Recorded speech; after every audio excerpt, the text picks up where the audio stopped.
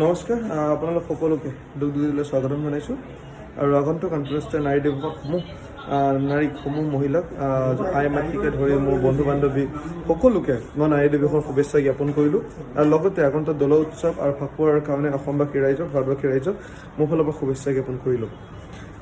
আজি বিশেষ এটা কাৰণবশত আহিছোঁ। অসমীয়া গহনাত বিনিময় মেলা আগন্তুক এইটো নাৰী দিৱসৰ লগত আমি সংগতি ৰাখি কৰিছিলোঁ, কিন্তু যেহেতু ফাকুৱা আহি আছে, দৌল উৎসৱ আহি আছে, সেইকাৰণে আমি এই অনুষ্ঠানটো বিশেষকৈ বিনিময় মেলা অসমীয়া গহনা 15 মাৰ্চৰ পৰা 18 মাৰ্চলৈকে আমি ৰাখিছোঁ।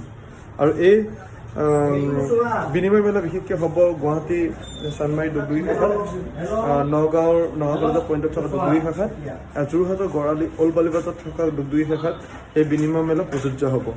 আৰু যিহেতু অসমীয়া গহনাৰ ক্ষেত্ৰত কোনো মূল্য নাই বুলি কয়, যিহেতু ডুপ্লিকেট অসমীয়া গহনা বিভিন্ন বজাৰ দখল কৰিছে, আৰু ইয়াৰ মাৰ বান্ধি থিয় হ'বৰ কাৰণে বিশেষকৈ অসমীয়া গহনাৰ ক্ষেত্ৰত এক নতুন পদক্ষেপ হিচাপে যাৰ মূল্য নোহোৱাকৈ আমি যিবিলাক গহনা বুলি আপোনালোকে কয়, সেই গহনাসমূহ আমি বিনিময় মেলা আমি আৰম্ভ কৰিছোঁ, যাতে ডুপ্লিকেট অসমীয়া গহনা সম্পূৰ্ণভাৱে বন্ধ হয়। তাৰ কাৰণে বিশেষ কিছুমান চৰ্তাৱলী প্ৰযোজ্য। আপোনালোক সেইসমূহ হৈছে অসমীয়া গহনা ক্ৰয় কৰা নথি পত্ৰ দাখিল কৰিব লাগিব। বহুত অসাধু চক্ৰই অসমীয়া গহনা নথি পত্ৰ দাখিল নকৰে, সেয়েহে অসমীয়া গহনা নথি পত্ৰ দাখিল কৰিলেহে বিনিময় মেলাত প্ৰযোজ্য হ'ব।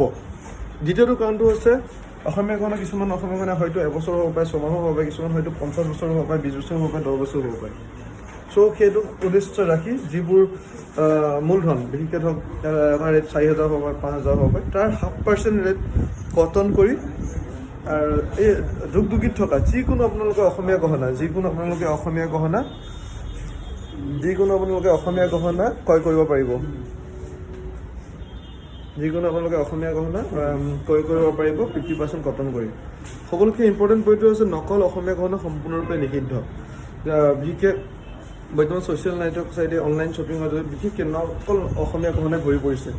আমাৰ অসমীয়া গহনা কিছুমান নামে কেঁচাকুণ হওক, গাম খাৰু হওক, বিভিন্ন ধৰণৰ জোনবি বিভিন্ন ধৰণৰ নামাকৰণ কৰি অসমীয়া গহনা ডুপ্লিকেট ব্যৱসায় কৰি আছে, চেইন ছিষ্টেম ব্যৱসায় কৰি আছে।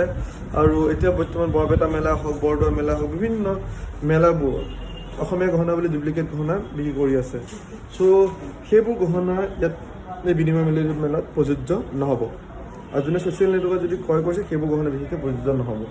যিবোৰ দুগদুগীৰ পৰা গৈছে, মোৰ পৰা ক্ৰয় কৰিছে, সেইবোৰ ক্ষেত্ৰত বিনিময় মেলা আপোনালোকে কৰিব পাৰিব। আৰু অসমীয়া গহনাৰ এক নতুন দৰ সৃষ্টি কৰিবলৈ এই যি বিনিময় মেলা আয়োজন কৰিছোঁ, আশা কৰিছোঁ আপোনাৰ অসমবাসী ৰাইজ আঁকোৱালি লওক। ধন্যবাদ।